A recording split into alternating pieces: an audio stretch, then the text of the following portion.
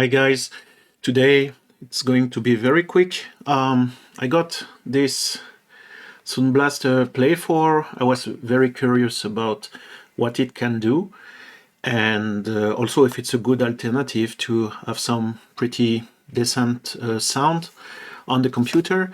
So I just going to okay, let's open up on the bottom to see what we have inside. So I can see we already have some documentation. Okay, I already scratched the box. I hope I won't have to return it. So this is what's in the box. So we have the box, some documentation, warranty card, something in Chinese, and some documentation, the software. Okay, for Windows, it seems. Okay. And no user guide, nothing. Worldwide warranty, and this one is, okay, quick start guide. So there is the documentation. I can show. So it's supposed to work on the Nintendo Switch, different phones, different computers, PlayStation, headphones. There are different values. There is a EQ available. Okay, some one button headset, 3 button headset. Okay, I will probably read this a bit later. So we have the device and we have, okay,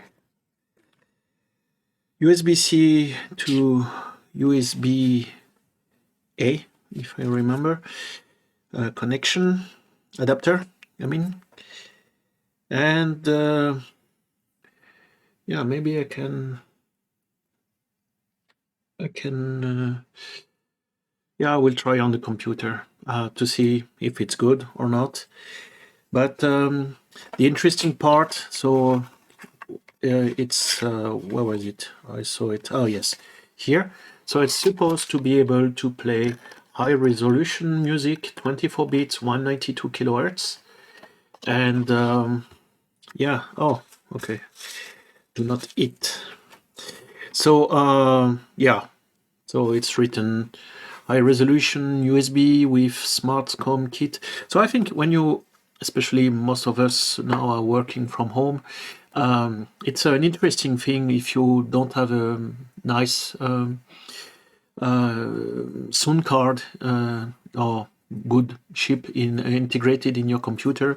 You can use this, and I know that if you have a 3.5 millimeters headphones, you can plug it here, you can listen to some music, of course, but also there's a visible button so they know when the microphone is turned on or off, so which is probably pretty nice, instead of having to click here and there, depending on which software do you use, if it's Microsoft Teams or if it's Skype for business or whatever tool you're using.